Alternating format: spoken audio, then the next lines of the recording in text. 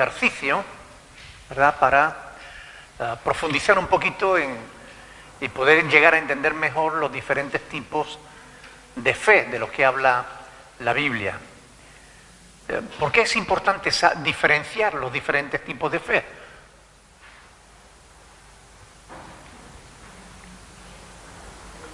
¿Por qué es importante eso? Uno puede tener una fe como la de los demonios que saben, pero no se van a salvar. Para salvar nuestra alma, para crecer en el Señor. Pero no da igual que toda la fe no es fe. Esa es la cuestión, que no es la misma fe. La Biblia habla de distintos tipos de fe y es importante tenerla en cuenta para interpretar correctamente cada pasaje en el que se habla de la fe. Y no es lo mismo cuando se está hablando de la fe que Dios exige para salvación que cuando se está hablando de la fe como fruto del Espíritu Santo, por poner un ejemplo, ¿verdad? No es lo mismo. Muy bien. Es importante, por tanto, para interpretar correctamente la Escritura. Esa es la razón por la cual es importante saber diferenciar los diferentes tipos de fe. Siguiendo con el texto que estamos estudiando, que es 2 de Corintios, capítulo 13, versículo 5, también es importante que nos demos cuenta de algo que se dice ahí. La pregunta es, ¿se nos exhorta a examinar al hermano? ¿Dice Pablo que debemos examinarnos los unos a los otros? No. El examen es a nosotros mismos. Es muy importante porque Pablo por 2 veces usa en este mismo versículo, en el versículo 5, por 2 veces usa el a vosotros mismos. ¿Por qué lo hace? ¿Por qué repite 2 veces lo mismo?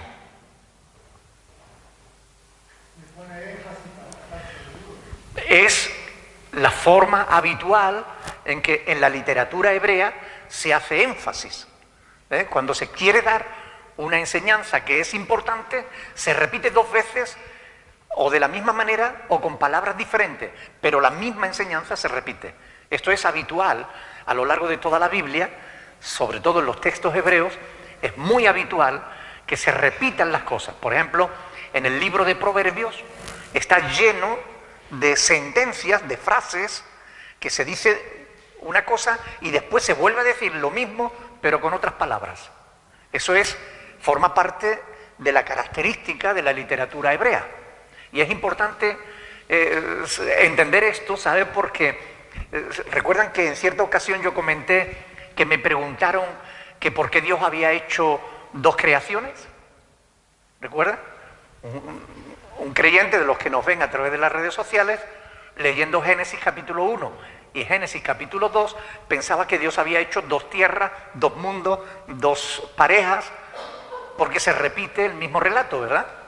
Entonces no es que haya 2 creaciones, Dios hizo una sola creación, pero en Génesis 1 se nos habla, se nos explica la creación, y en el capítulo 2 se dice algunas cosas más profundas que no se habían dicho en el capítulo 1, pero es la misma creación.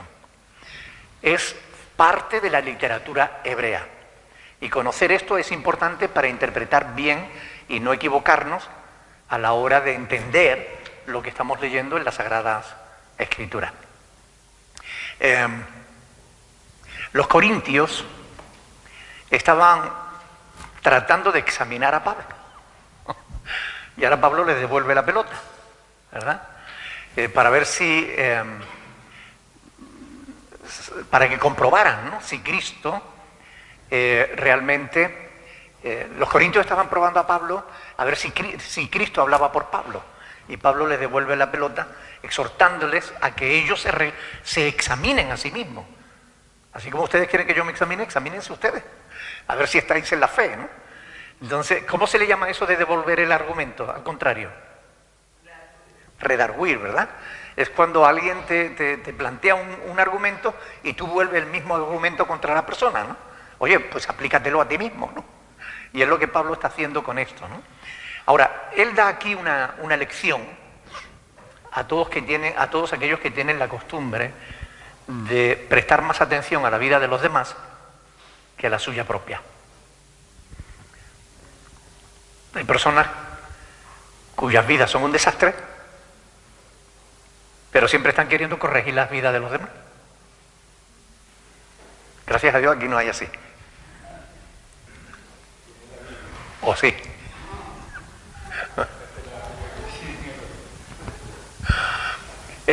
Cuando Pablo dice a vosotros mismos, examinaos a vosotros mismos, quiere que los corintios no se conviertan en reporteros. ¿Han visto esos reporteros evangélicos que pululan por algunas iglesias? Me refiero a esas personas que siempre están pendientes de la última noticia. Oye, ¿te enteraste?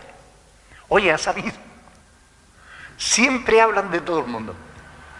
Siempre están comentando cosas. Observando las vidas ajenas para ver qué puede sacar de provecho para su fea costumbre de la murmuración. ¿Okay? Ahora, estos cuando no tienen nada que decir, a veces hasta se lo inventan, por decir algo. Eso no debiera ocurrir en la Iglesia de Cristo, ¿verdad que no? Porque eso no es algo que agrade a Dios. Nosotros hemos estudiado muchas veces la Escritura, sabemos lo que hay que hacer cuando vemos algo que no nos parece bien.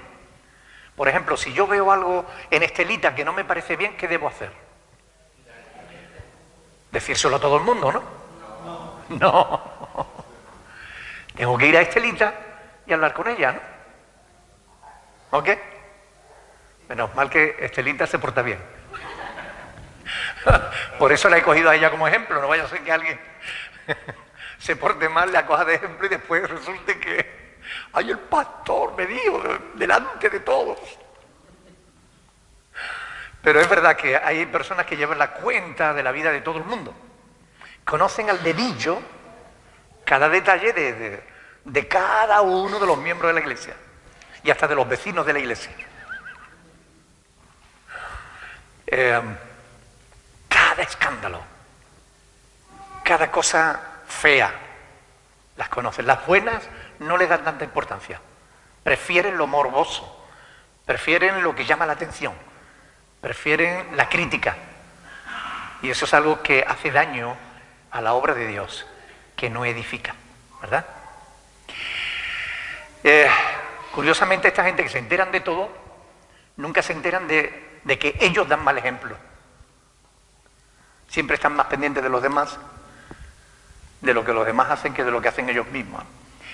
Porque en realidad es más fácil ver el fallo en los demás que en uno mismo, ¿o no? Como nuestros ojos solo miran hacia afuera, es más complicado mirar hacia adentro. Por eso estas cosas ocurren y hay que corregirlas. El Señor Jesús habló de esto en Mateo capítulo 7. Vamos a ir a ese pasaje. Mateo capítulo 7, versículo del 1 en adelante. Esto está escrito especialmente para los reporteros dicharacheros. Mateo capítulo 7 dice: no juzguéis para que no seáis juzgados, porque con el juicio con que juzgáis seréis juzgados, y con la medida con que medís os será medido. ¿Y por qué miras la paja que está en el ojo de tu hermano y no echas de ver la viga que está en tu propio ojo? ¿O cómo dirás a tu hermano: déjame sacar la paja de tu ojo y aquí la viga en el ojo tuyo? Hipócrita, saca primero la viga de tu propio ojo y entonces verás bien para sacar la paja del ojo de tu hermano. ¿Ves? A la luz de este pasaje tenemos que llegar a la conclusión que a Cristo no le gusta eso, ¿verdad? Al Señor no le gusta que estemos siempre fijándonos en el fallo del hermano o en el fallo de la hermana, o en mira cómo se viste, en mira cómo habla, mira lo que dice, mira cómo, a dónde va, mira con quién anda. Si tienes algo que decir de alguien, ve a esa persona, habla con ella, ¿verdad? Es lo que hay que hacer. Nosotros tenemos ese mandato de parte del Señor, ¿no? Y especialmente en este año, ¿recuerdan el lema? Seguir la paz con quien te cae bien. No, con quien te cae bien no, con todos, ¿verdad? Y la santidad sin la cual nadie verá a Dios. Díganme una cosa, sinceramente, ¿ustedes creen que al diablo le gusta que nosotros hagamos la voluntad de Dios? No. ¿Le agrada que nosotros nos pongamos firmes en la fe y hagamos la obra de Dios? No, no le agrada. Así que si tú actúas mal y haces daño a otras personas, ¿cómo reacciona el diablo? Feliz, porque le estás haciendo el trabajo, ¿verdad? Ahora, si tú te esfuerzas por hacer lo correcto, por agradar a Dios, por ayudar a tu prójimo, si tú haces lo correcto, ¿cómo reacciona el diablo? Trata de meterte palos en la rueda. Trata de pincharte. Porque está molesto. Porque no le gusta que tú hagas esas cosas. No le gusta que la gente se acerque a Dios. No le agrada que nosotros seamos fieles al Señor. Prefiere que andemos en chismes, en roturas, en divisiones, en peleas, en cosas que a Dios no le agradan. Ahora,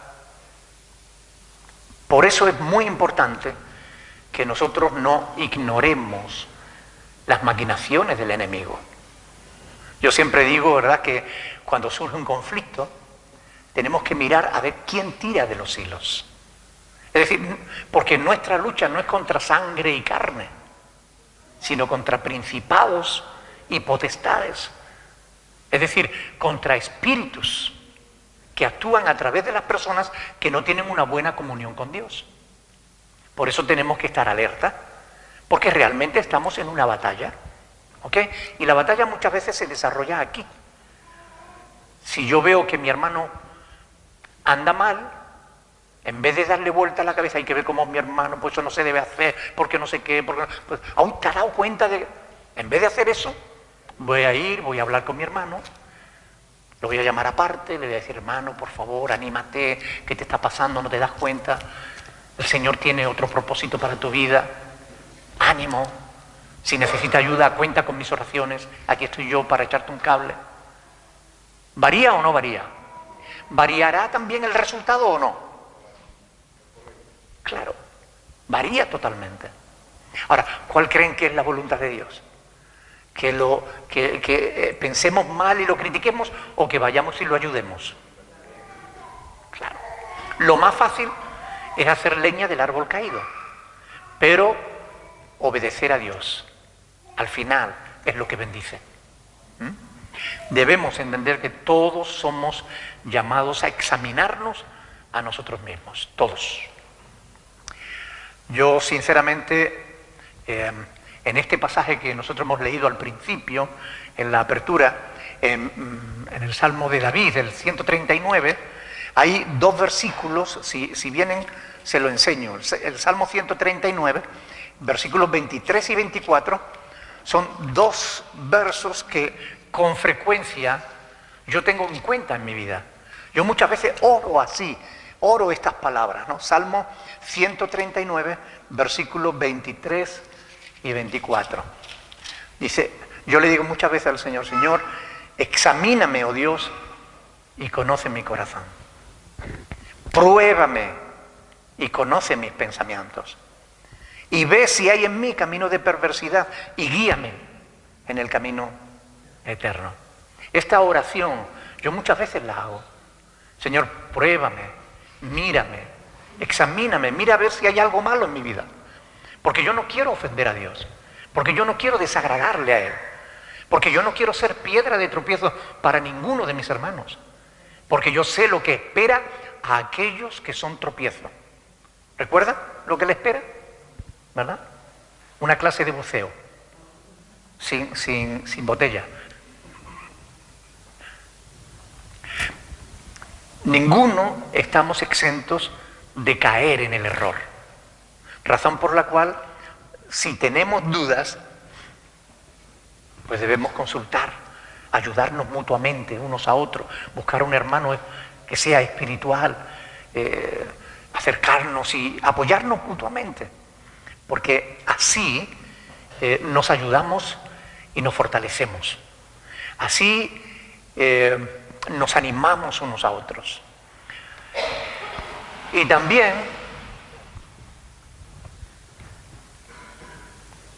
un hermano nos puede ayudar a examinarnos a nosotros mismos, porque a veces nosotros podemos tener una imagen distorsionada de la realidad. Yo puedo pensar que estoy bien y no estarlo, y todo el mundo ver mi fallo menos yo. Entonces, siempre es bueno contar con hermanos a los que le pueda decir de vez en cuando: hermano, si ves algo en mi vida, por favor, ayúdame. Ten la libertad de corregirme. Ten la libertad de ayudarme, de darme un consejo. Porque eso nos ayuda a nosotros mismos. Porque, como digo, es más fácil mirar hacia afuera que hacia adentro, ¿verdad? Pero la voluntad de Dios es que también nos miremos hacia adentro. Pablo no pretendía poner en duda la fe de los corintios cuando le dijo eso, o la experiencia que ellos tenían en el Señor, ¿no? De andar en la fe. No. Pero recuerdan que él les llama hermanos, ¿no? Y al principio de la epístola, tanto de la primera como de la segunda, él les llama hermanos, ¿no? Pero lo que está es advirtiéndole sobre la necesidad de examinarse a sí mismo, de asegurarse de que estaban en la fe y de que no se habían alejado de ella por la mala influencia de aquellos que estaban creando división en medio del pueblo. Como hemos dicho muchas veces, la verdadera fe convierte el alma. No es posible que una persona diga que tiene fe y su vida no cambie, siga siendo la misma persona. No es posible eso. La verdadera fe transforma. La comunión íntima con Dios te tiene que cambiar sí o sí. Y ahí es donde nosotros nos tenemos que analizar a nosotros mismos, ¿no?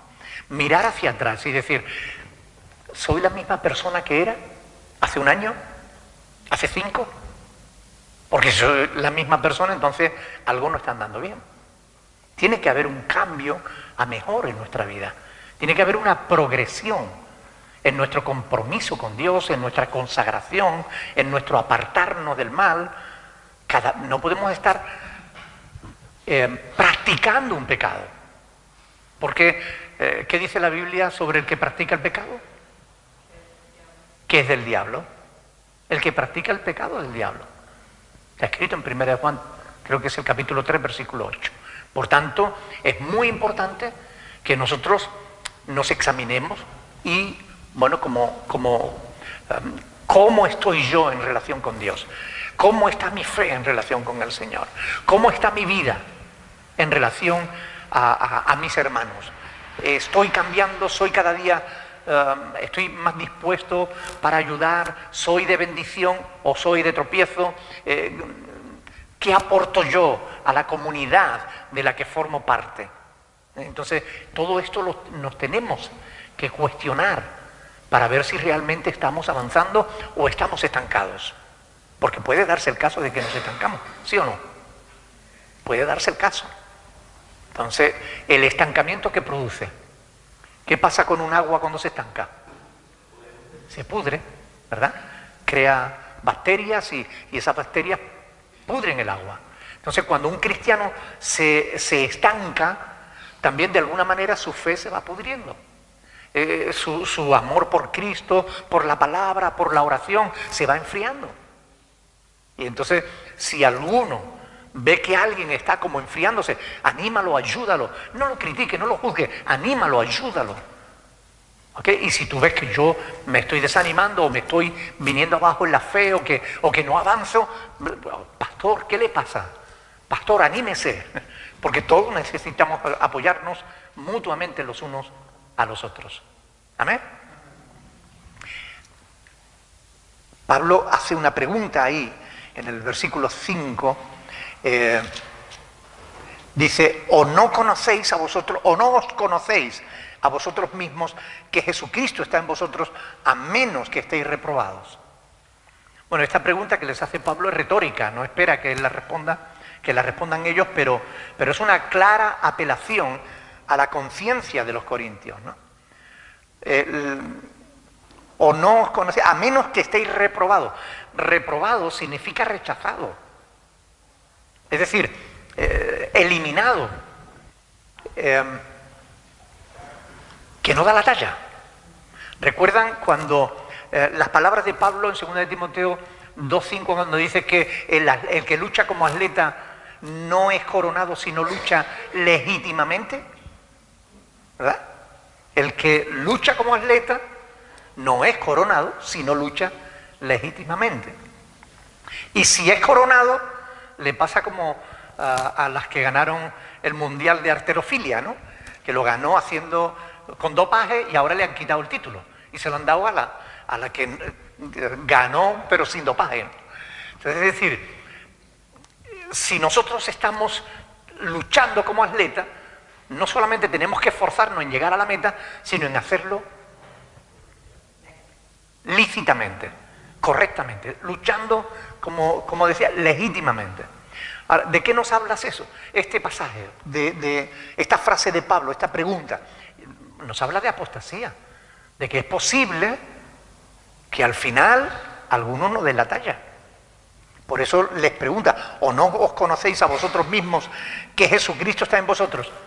A menos que estéis reprobados. Es decir, que hayáis sido rechazados por Dios, que hayáis sido eliminados de la carrera. Claro, echado afuera, ¿no? Entonces, este es un asunto importante porque hay quienes piensan que eso no es posible. Que si un cristiano está en la carrera va a llegar a la meta sí o sí. Pero la palabra de Dios lo que dice es otra cosa. ¿Ok? Incluso es posible que llegue a la meta y al final no obtenga el premio. ¿Ok? Esto nos habla de integridad. El cristiano tiene que ser íntegro en su estilo de vida. Tiene que ser honesto.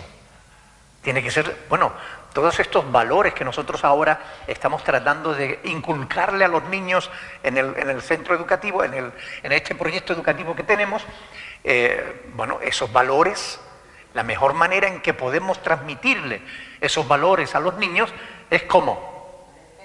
Con el ejemplo, ¿verdad? No tiene sentido que nosotros le digamos a los niños, tienes que ser generoso y que nosotros seamos egoístas. O tienes que ser honesto y que nosotros andemos mintiendo. O sea, no tiene sentido que le digamos que tienen que ser íntegros y nosotros seamos unos hipócritas.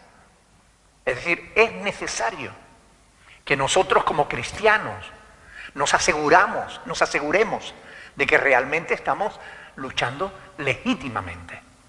Que estamos en la carrera, pero además haciendo las cosas bien, como Dios quiere que las hagamos. Porque esa es la voluntad de Dios. ¿Ok? ¿Los hipócritas serán coronados? No. ¿Podrá alguien engañar a Dios? No. Puede engañar a los hombres, pero ¿a Dios creen que le puede engañar a alguien? Sin duda que no. ¿Ok? A los hombres puede, pero a Dios no. Fíjense que Pablo, cuando estaba despidiéndose de los pastores en Mileto, en Hechos capítulo 20, él le dijo a los pastores, dice, pero de ninguna cosa, le habían anunciado que si iba a Jerusalén lo iban a apresar y demás, ¿no? Dice, pero de ninguna cosa hago caso, ni estimo preciosa mi vida para mí mismo, con tal de que acabe mi carrera con gozo. El ministerio que recibí del Señor Jesús para dar testimonio del Evangelio de la gracia de Dios. Es decir, Hechos 20:24. Él estaba empeñado en terminar su carrera. Pero no solamente en terminar su carrera, sino en terminarla bien. Porque fue él mismo el que escribió esas palabras de que el que no lucha legítimamente no es coronado. Por tanto, Pablo había entregado su vida a Dios por completo. Había dedicado todo su esfuerzo a la obra del Señor, a la predicación del Evangelio, a levantar iglesias entre los gentiles. Y él no está preocupado por las consecuencias que puedan tener para sí mismo el ministerio o la vida cristiana que él estaba viviendo. Él estaba dispuesto a dar incluso su vida por Jesús. ¿Okay? ¿Recuerdan la frase cuando él dijo, todo lo tengo por basura por amor de Cristo? O sea, los honores del mundo, los títulos que tenía, su posición social, todo eso lo dejó a un lado por servir a Cristo. Y él sabía que le podía costar la vida. Y de hecho, en el año 67 le cortaron la cabeza, después de torturarlo, según dicen los historiadores. Él dio su vida. Él no estaba preocupado por sí mismo, pero sí estaba preocupado por los corintios, estaba preocupado por sus discípulos, estaba preocupado por aquellos a los que les había predicado la palabra y ahora corrían riesgo de apartarse. Él estaba preocupado por qué iba a hacer de la obra del Señor. Por eso él decía que él, bueno, con tal de que acabe mi carrera con gozo, ¿no? Él luchaba legítimamente. La pregunta que nosotros nos tenemos que hacer a nosotros mismos en esta noche es, ¿y yo? ¿Estoy corriendo legítimamente? Tú tienes que preguntarte eso a ti mismo. Yo me lo estoy preguntando cada día. ¿Estoy luchando legítimamente? ¿Estoy corriendo la carrera? ¿O estoy en otros asuntos, perdiendo el tiempo? Porque de verdad que cada día se hace más necesaria la luz de la Iglesia en este mundo de tinieblas. Cada día es más necesaria. Gente de valor que sean capaces de hablar la verdad a quienes solo viven entre mentiras. El diablo está arropando a la gente en mantas de mentira, adormeciendo sus conciencias para que vayan al infierno y vayan tan contentos, que les dé igual que se vayan al infierno. Es curioso, pero hay gente que lo dicen así literalmente, me da igual ir al infierno. Y es que el diablo ha entontecido su inteligencia, les ha robado la razón, los ha envuelto en mantas confortables de mentira y se sienten a gusto, sabiendo que van a una condenación eterna. El problema será cuando abran los ojos después de haberlo cerrado en esta vida. Ahí es donde se darán cuenta de su error. Pero por eso precisamente, porque el mundo está envuelto en mantas de mentira, necesita de hombres y mujeres capaces de tirar de esa manta, de incomodar a la gente, de decirle, tú necesitas a Jesús. Hoy más que nunca hace falta que la Iglesia sea luz y sea sal en medio de la tierra. ¿Y qué es lo que tenemos? Tenemos grandes concentraciones de supuestos creyentes, vamos a decirlo así, contentísimos con espectáculos maravillosos que les entretienen la conciencia. ¡Wow! Unos grupos de alabanza, unas danzas, unas... bueno, ¿qué no hay? Pero gentes cuya luz no brilla, si es que alguna vez brilló. Gentes que no transmiten luz, que no transmiten esperanza, que no transmiten el Evangelio, que no hablan de Dios. Ahora ya ni en las iglesias se habla de Dios. Parece como si fuera incorrecto hablar de Dios y de lo que Dios dice. Es curioso, pero estas cosas están sucediendo ante nuestras narices. ¿Y qué hace la iglesia? Distraerse, contentarse. Qué bueno es el Señor que nos da una buena vida. Qué bueno es el Señor que no somos como la gente del mundo. Juzgamos al mundo y somos peores que el mundo si con conocimiento de la verdad no hacemos nada por salvarlos. Es necesario que la Iglesia cumpla su misión. Por eso nos tenemos que examinar a nosotros mismos si estamos corriendo la carrera o si estamos dejándonos adormecer, envuelto en esas mantitas de mentira que el diablo viene. No, hay mucha gente, hay muchos cristianos en el mundo, porque tienes que ser tú el que hable del Señor. Ya le hablará a cualquier otro. Que le hable el pastor. Que para eso es pastor. Y viene el diablo y te arropa con mantitas. ¿Para qué te vas a esforzar? ¿Para qué te vas a consagrar?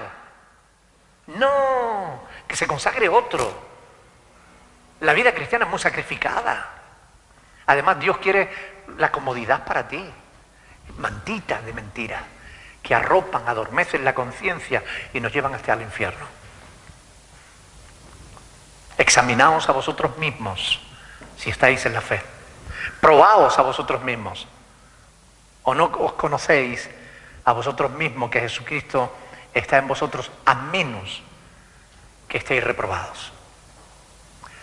La frase que contiene la pregunta de Pablo, que Jesucristo está en vosotros, era una frase común en la iglesia primitiva en base a la enseñanza del mismo Señor Jesús en Juan 14:20. Vamos a ir a Juan 14:20.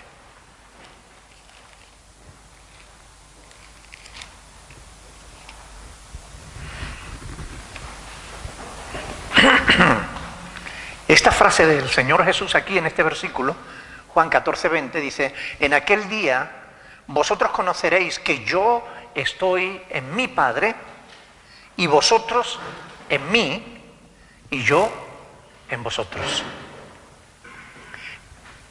Yo en vosotros.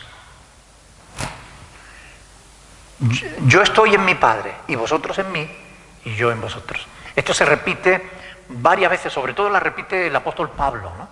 ¿Recuerdan la frase de Gálatas 2:20 que meditábamos el domingo cuando decía: con Cristo estoy juntamente crucificado y ya no vivo yo, mas vive Cristo en mí? Cristo en nosotros.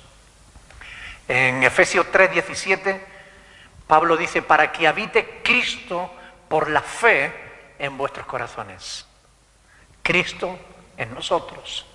Para que habite Cristo por la fe en vuestros corazones, a fin de que arraigados y cimentados en amor, etcétera, etcétera. Cristo en nosotros. ¿Cuán importante es entender esto? Cristo en nosotros. ¿Por qué Cristo quiere estar en nosotros? ¿Cuál creen ustedes que es la razón? Ayúdenme, por favor. ¿Por qué Cristo quiere estar en ti? Perdón, ¿cómo ha dicho? Para que nos salvemos.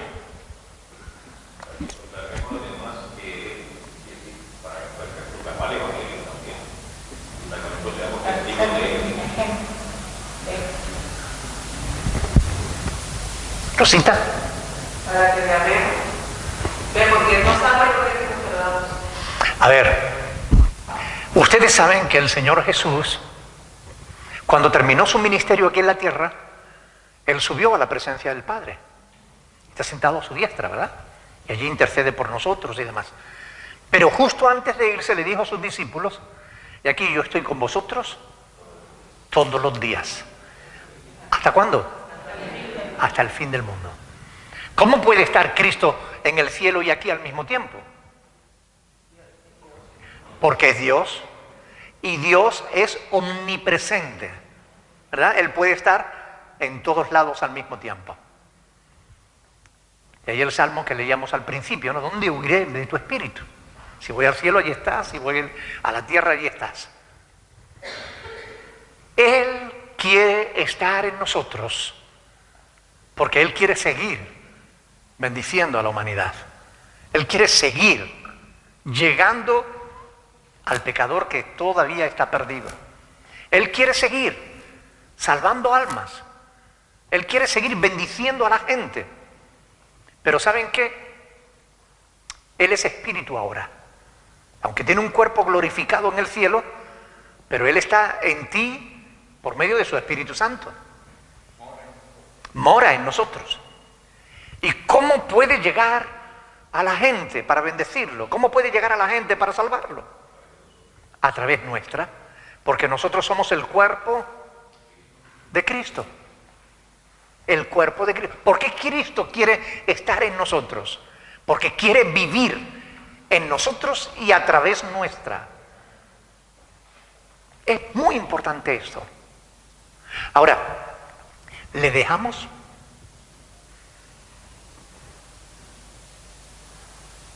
¿O seguimos nosotros tomando las decisiones? ¿Lo tenemos como un convidado de paja? ¿Sabes lo que es un convidado de paja? Alguien que tú lo sientas en casa y le dices, quédate ahí.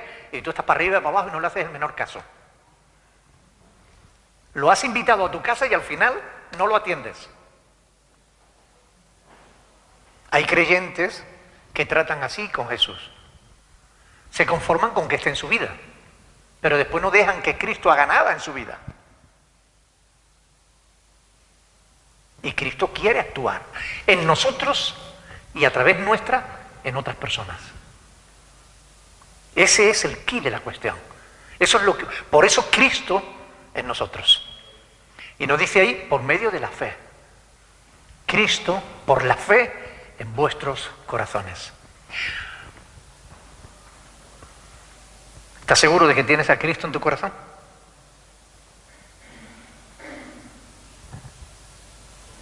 Debiera estar seguro.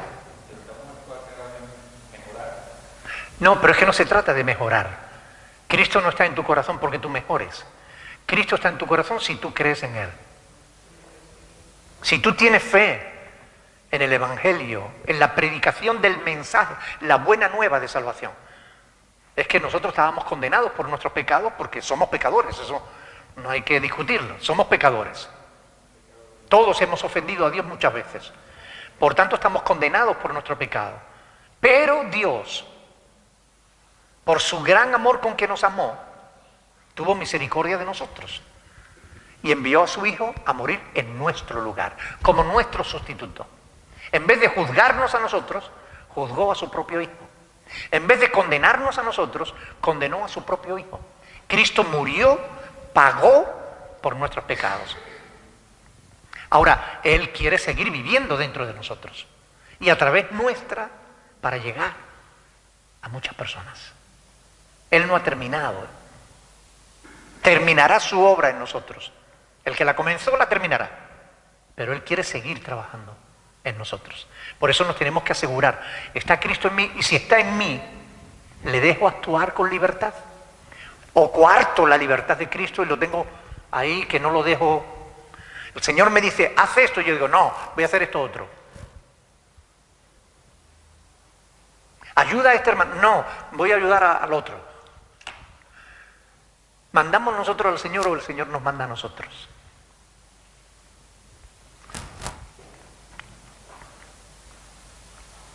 Colosenses 1:27. Vamos a ir a ver lo que dice ese pasaje. Colosenses 1:27. Dice, a quienes Dios quiso dar a conocer las riquezas de la gloria de este misterio entre los gentiles, que es Cristo en vosotros, la esperanza de gloria. Cristo en vosotros, la esperanza de gloria. Hay frases en la Biblia que muchos cristianos suelen pasar por encima porque no llegan a entenderla. Ahora yo quiero preguntarle, ¿entienden esta frase? ¿Cristo en vosotros la esperanza de gloria? ¿Qué es lo que quiere decir eso?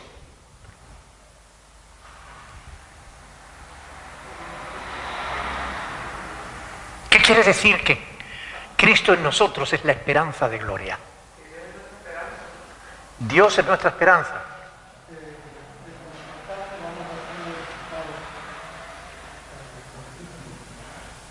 Así es, justamente. Es decir, ¿tenemos la esperanza de que vamos a compartir la gloria con Cristo? Porque somos llamados a la gloria, a su reino y gloria. Somos llamados a eso. Y el que Cristo esté en nosotros es la esperanza de gloria. Es lo que nos garantiza, ¿verdad? Hemos sido sellados con el Espíritu Santo de la promesa, ¿verdad? Cristo en nosotros es la esperanza de gloria. Un día estaremos con el Señor en la gloria. Quiero que lean conmigo 1 de Pedro 5, versículos 10 y 11. 1 de Pedro 5, versículos 10 y 11.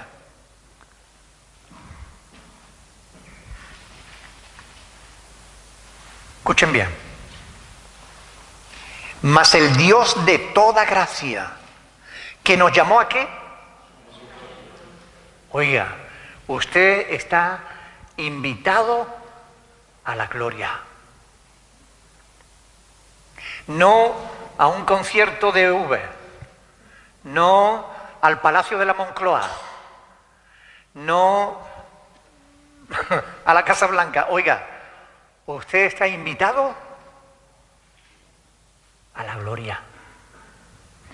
Mas el Dios de toda gracia, que nos llamó a su gloria eterna en Jesucristo, después de que hayáis padecido un poco de tiempo, Él mismo os perfeccione, afirme, fortalezca y establezca. A Él sea la gloria y el imperio por los siglos de los siglos. Amén. Nos llamó a la gloria, a su gloria. ¿Estamos ya en su gloria? No, todavía no estamos en la gloria. Estamos rodeados de muchísimos males, ¿verdad? Vemos cómo el ser humano ha convertido este mundo prácticamente casi en un infierno, ¿no? Algunos se equivocan diciendo, oh, el infierno está aquí. No, cuando lleguen al infierno se darán cuenta de que el infierno es peor que esto. Pero es verdad que no es la gloria. Pudiera haber sido la gloria si el hombre se hubiese mantenido en obediencia a su Creador, pero el hombre se rebeló contra Dios. Y todos nosotros nos descarriamos, nada más nacer, empezamos ya a seguir la corriente de este mundo. Pero somos, por medio de la fe en Cristo, llamados a su gloria. ¿Qué es necesario para participar de la gloria? No nos da tiempo a explicarlo, pero yo quiero dejarlo aquí porque no quiero perder el tema porque es muy interesante y quiero que lo aprovechemos bien. Pero, hermanos, quédate con esto. La voluntad de Dios es que tú te prepares para su gloria. Porque Él te ha llamado a su gloria. Y la cuestión es saber si estamos o no estamos preparados. Saber si estamos o no estamos seguros de que al final vamos a poder cumplir con el Señor a esa invitación que Él nos ha hecho. Y es necesario que lo pensemos. ¿Estoy yo seguro de que voy a acudir a la invitación que Dios me ha hecho? Yo sí. Y ojalá que tú también. Porque yo quiero ir a la gloria. Disfrutar de la presencia de Dios. Donde ya no va a haber, ¿qué no va a haber allí? Muerte, ni dolor, ni clamor. Nada de eso va a haber en la gloria.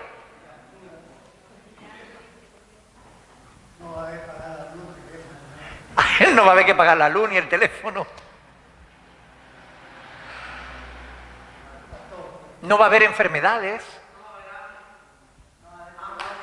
No va a haber hambre, ni tensión alta, ni brazos estropeados. Pero va a haber otras muchas cosas.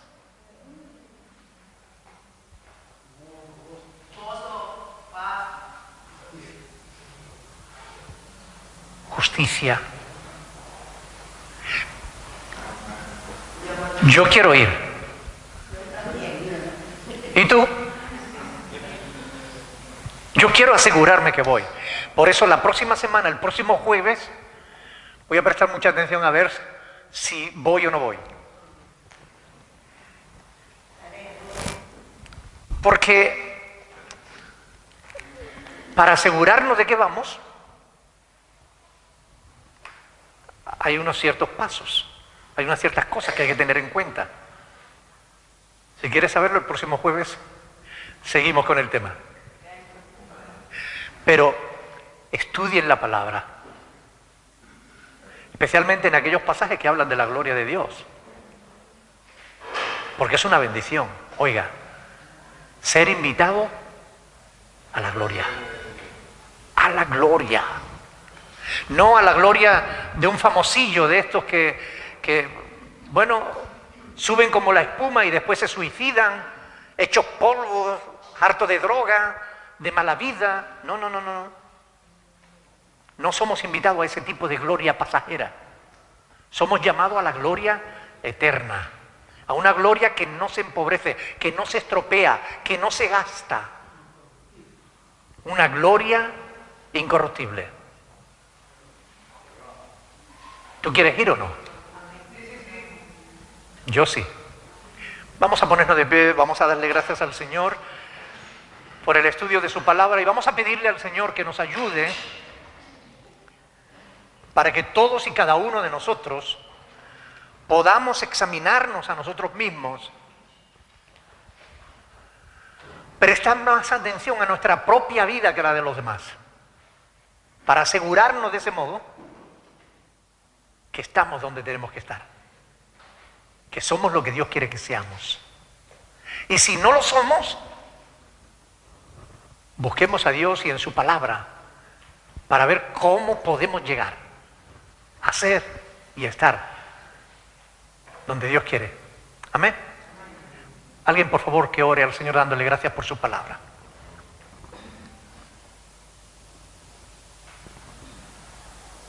Señor Dios Padre, te damos gracias, Señor. Gracias por tu palabra, Señor.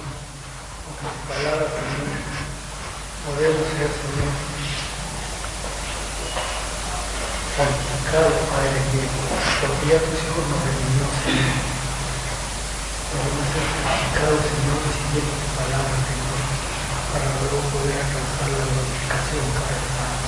Ayúdanos, Señor, a seguir estudiando, Señor, tu palabra, Señor. Danos entendimiento, Padre Santo, y también danos sabiduría y inteligencia para poderla poner por obra, Padre Señor. Guárdanos, Señor, en tu palabra, Señor. Sí, te vuelvo a pedir, Padre Santo, danos hambre y sed de tu palabra, Señor, que te podemos buscar, Señor, porque necesitamos de ti, Señor. Sí, Señor. Cada minuto, cada hora, cada día, Señor, porque solo en ti, Señor, podemos encontrar la paz, Señor, que tanto necesitamos, Señor. Pero ahora, Padre Santo, te doy las gracias en el nombre de tu amado Jesús. Amén. Amén. Dios les bendiga, mis hermanos.